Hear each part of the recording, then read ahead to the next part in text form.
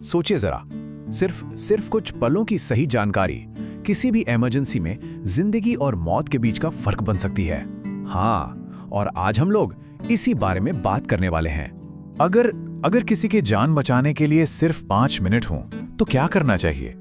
यह सवाल सुनने में जितना आसान लगता है ना, इसका जवाब उतना ही जरूरी है। सोचकर देखिए, जब खतरा बिल्कुल अचानक सामने आ जाता है, जैसे आग या कोई एक्सीडेंट या कोई हमला, तो वो शुरुआती कुछ सेकंड्स में हम करते क्या हैं? क्या हम सच में तैयार हैं इसके लिए? देखिए, घबराहट और सही कदम उठाने में, मतलब पैनिक और एक्शन में, फर्क सिर्फ एक चीज का होता है, और वो है सही इंफॉर्मेशन। तो आज हम उन्हीं कुछ खास जरूरी बातों को समझेंगे जो किसी भी अचानक आई मुसीबत के शुरुआती कुछ मिनटों को लाइफ सेविंग बना सकती हैं। तो चलिए शुरू करते हैं। सबसे पहले बात करते हैं उन खतरों की जो हमारे आसपास ही हैं, हमारे घरों में, हमारे शहरों में। ओके, तो सबसे पहले और शायद सबसे आम खतरे से शुरुआत करते हैं, आग। अगर कभी खुदा न खास्ता ऐसी सिचुएशन आ जाए, तो बस ये 3 चीजें दिमाग में बिठा लीजिए। 1, धुएं से बचने के लिए हमेशा नीचे जमीन के पास रेंग कर चलना है। 2, अपने नाक और मुंह को किसी कपड़े से, हो सके तो गीले कपड़े से ढकना है। और 3, भूल कर भी लिफ्ट का इस्तेमाल नहीं करना, हमेशा सीढ़ियों से ही नीचे उतरना है। और ये बहुत जरूरी है। अक्सर आग से कहीं ज्यादा खतरनाक होता है उसका धुआं।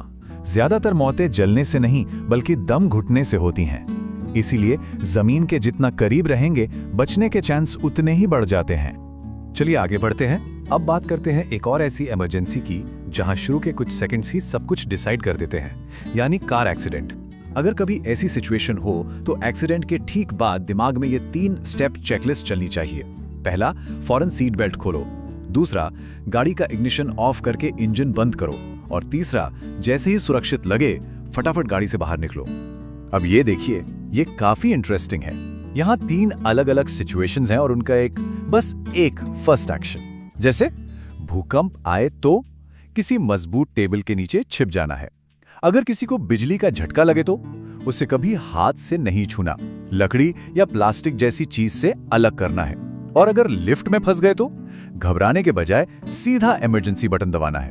तो ये तो हो गए शहर और घर के खतरे। अब बात करते हैं उन मुश्किलों की जो आउटडोर यानी बाहर या फिर अचानक कहीं भी सामने आ सकती हैं। अब एक ऐसी सिचुएशन के बारे में सोचिए जो सच में बहुत डरावनी हो सकती है, पानी में डूबना। और पता है, यहाँ बचने का जो तरीका है वो हमारी नेचुरल इंस्टिंक्ट यानी हमारी पहली सोच के बिल्कुल उल्टा है। अगर कभी पानी में फंस जाएं, तो हाथ पैर मारने और छटपटाने के बजाय ये 3 चीजें करनी है। सबसे पहला और सबसे जरूरी, घबराना नहीं है, अपनी सांस को कंट्रोल करना है।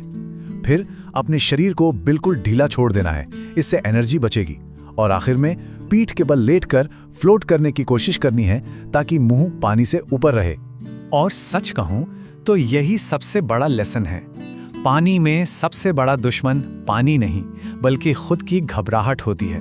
पैनिक में ही सारी ताकत खत्म हो जाती है। ये एक कमाल का कंपैरिजन है। देखिए, 2 बिल्कुल अलग-अलग हालात हैं। एक तरफ सांप का काटना, दूसरी तरफ पैनिक अटैक। लेकिन दोनों में सबसे पहला और सबसे जरूरी कदम क्या है? एक ही है, शांत रहना। अपने दिमाग और शरीर को शांत रखना। घबराहट पर काबू पाना ही बचने की तरफ पहला कदम है। चलिए अब एक क्लासिक सर्वाइवल सिचुएशन पर आते हैं, जंगल में या किसी सुनसान अनजान जगह पर खो जाना।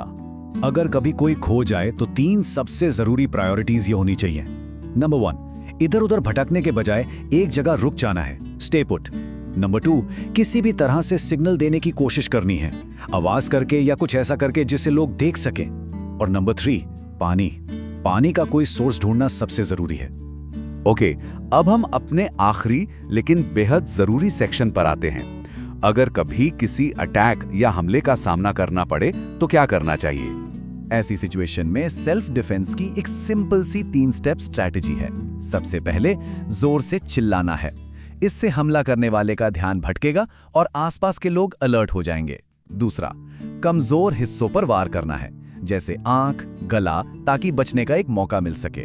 और तीसरा, जैसे ही पहला मौका मिले, बस भागना है, वहां से दूर निकल जाना है।